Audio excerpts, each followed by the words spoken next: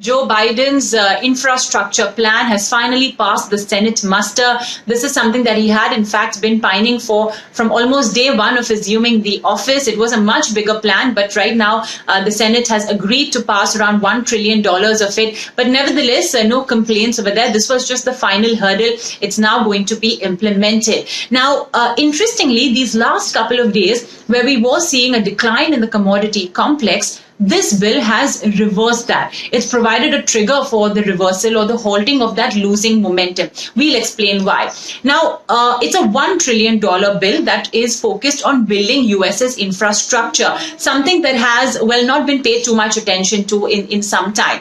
Now, this $1 trillion plan has been broken up into obviously several parts. I'll just highlight the main ones. $110 billion is being put into the traditional building of roads, bridges, and transportation programs. $73 billion is being invested into building clean energy, climate change, in fact, even an EV infrastructure.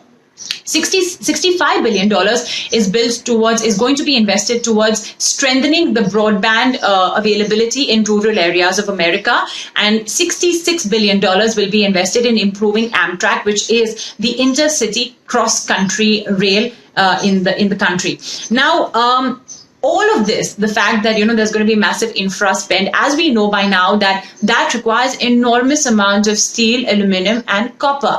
In fact, we have the American Institute of Steel that has come down with a calculation. They say that $1 billion of spend on infrastructure can lead to a net increase in demand of 50,000 tons of steel. Here we have Mr. Biden ready to spend $110 billion. So that means we are looking at almost 50 lakh tons of steel incrementally, which will be required by the US. That's just one program. Mr. Biden has also set aside $73 billion to clean energy.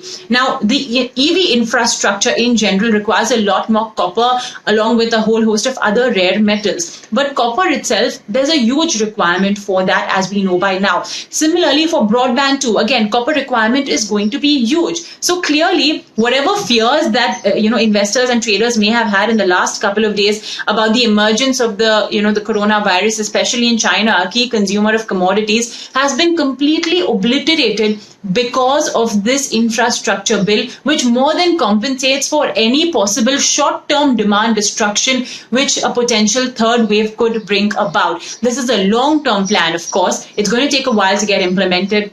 But overnight, we saw a reversal in commodity prices, in stocks as well. So in the US Steel, Nucor Corp, Alcoa, all rallied 8, 4, 10%. And back home as well, all of our Indian metal stocks did see quite a rally.